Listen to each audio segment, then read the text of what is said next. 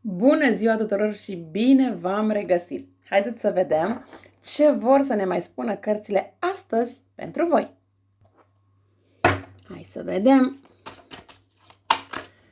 ce trebuie să mai aflați de la cărțile de tarot. Hai să vedem.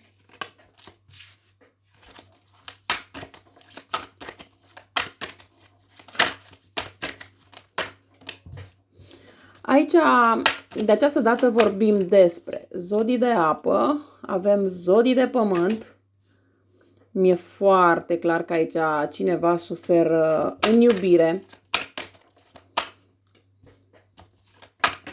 Hai să vedem exact ce trebuie să aflați.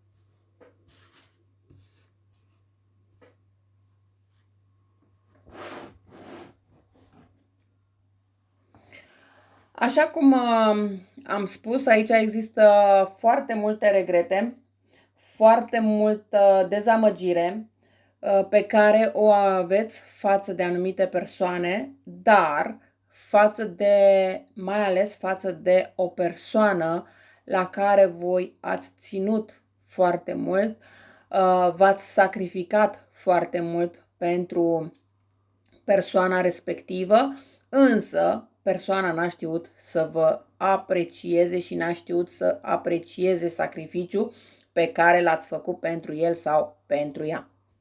Nu știu de ce, dar aici mi-atrage atenția cifra 6 și mai mi-atrage atenția partea financiară. Poate că voi ați ajutat foarte mult această persoană pe parte financiară și poate că acum ați ajuns într-un anumit impas. Din acest punct de vedere, mai ales într-adevăr și din punct de vedere al iubirii, că această persoană va dezamăgi foarte mult, dar se poate întâmpla și din punct de vedere financiar. Acolo unde există o așa situație, este bine să vă gândiți la Dumnezeu, este bine să lăsați trecutul în urmă, să vă luați gândul de la această persoană, pentru că cu siguranță ați mai pierdut și alte lucruri la viața voastră și a trebuit să vă luați gândul de la lucrurile respective. La fel este bine să o faceți și în cazul ăsta. De ce? Pentru că dacă rămâneți blocate în pierderea respectivă, va fi mult mai greu să mai agonisiți din nou, să mai aveți abundență. Pe când dacă vă gândiți la Dumnezeu și vă gândiți, dă-i Doamne, după cum are gândul și inima, o să vedeți că lucrurile respective, într-un fel sau altul, se reîntorc la voi. Întotdeauna este bine ca și la celui mai mare dușman să vă rugați pentru el și să-i spuneți, dă-i Doamne așa cum gândește și cum face. E suficient, nici nu trebuie să gândiți altceva.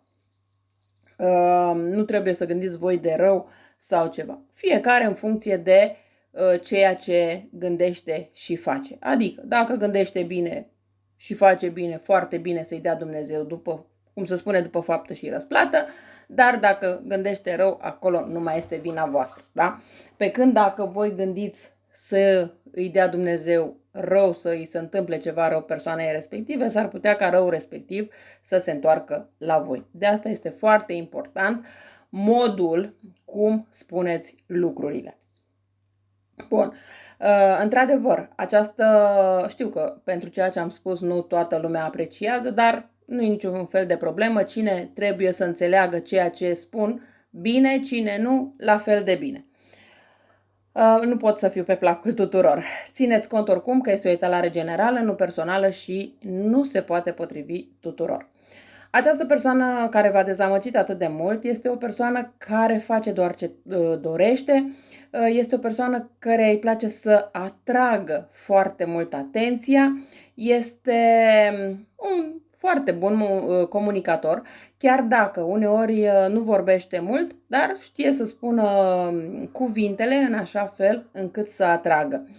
are o tendință de a se centra foarte mult pe sine și are totodată voință în a face lucrurile în așa fel încât să obțină ce dorește și știe și cum să manifeste aceste lucruri.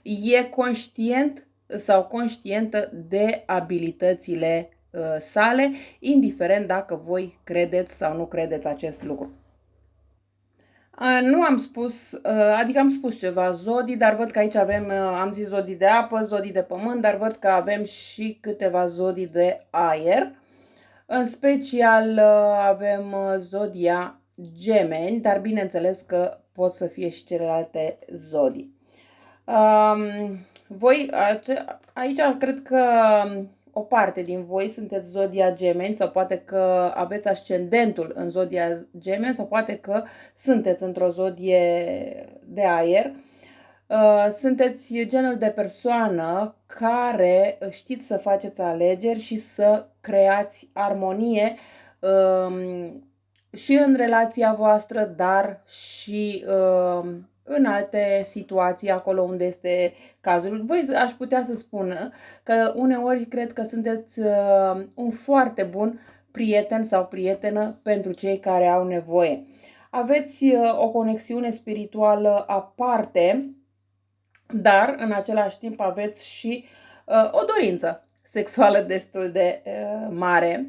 Poate că ați stat foarte mult timp singuri în această perioadă și acum, într-adevăr, vă doriți foarte, foarte mult să întâlniți pe cineva, dar cumva, nu știu dacă neapărat o gândiți ca un mod de răzbunare sau ca un mod de a vedea voi acum viața, cum vedeți voi acum viața. De ce spun asta? Pentru că vedeți această situație pe cineva în viitor, dar doar din punct de vedere sexual, nu neapărat din punct de vedere al iubirii. Cumva e ca și cum vă gândiți, da, vreau să întâlnesc pe cineva doar ca să-mi fac plăcerile sexuale, da? Dar nu vreau pe cineva pe care să mai iubesc sau pe care să pun accent sau ceva de această natură. Da? Deci e ca și cum zici, da, ok, îmi fac plăcerile și suficient. Indiferent dacă sunteți femei sau bărbați. De ce aveți această gândire? Pentru că ați fost, așa cum am zis, foarte dezamăgite în dragoste. Și atunci e clar că nu vreți să mai vă apropiați atât de mult din punct de vedere emoțional de o altă persoană.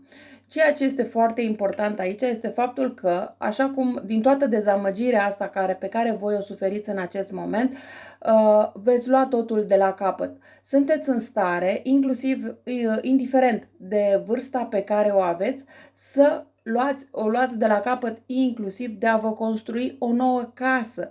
Da? Pentru că e posibil ca unele dintre voi să fi rămas poate fără casă din cauza acestei persoane. Ei, dar după ce trece această perioadă de plânse, de regrete, veți fi atât de puternice și veți simți atât de puternice încât veți fi în stare să vă construiți voi cu mânuțele voastre propria casă. Chiar dacă este greu, e clar, nu trebuie să faceți acum neapărat o casă nu știu cât de mare, dar măcar o cămăruță acolo în care să puteți să stați, sunteți în stare să o construiți. Depinde doar de propriile voastre forțe.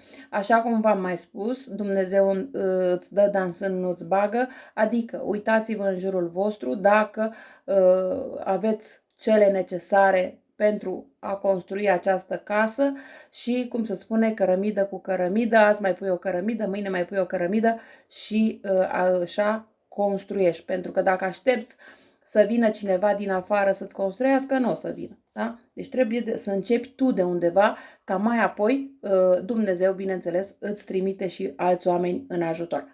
Dar totul pleacă de la voi. Eu tot încerc să spun că, cel puțin de câteva etalări încoace, tot îmi vine să spun că mare grijă. De ce? Pentru că voi aveți cele necesare, dar parcă vă lipsește voința de a le pune cărămidă cu cărămidă. Și atunci luați-vă această voință, această putere, această forță și începeți să lucrați la asta pentru că este foarte, foarte important pentru voi și mai apoi, bineînțeles că vă vine și un alt ajutor.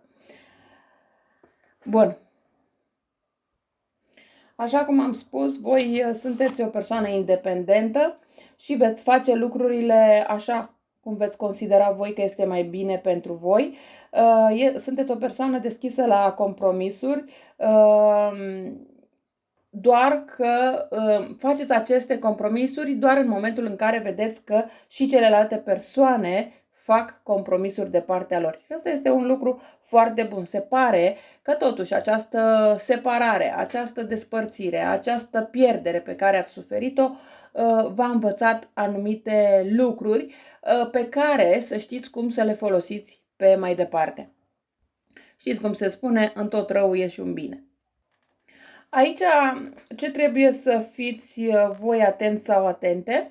În momentul în care voi începeți să vă reveniți din această tristețe, poate o parte dintre voi ați început deja acest pas, ați intrat deja pe acest drum de vindecare, în momentul în care persoana de care v-ați separat, de care v-ați despărțit, vede că voi ați început să vă reveniți, începeți să vă ridicați din nou, în acel moment persoana respectivă se reîntoarce din nou la voi.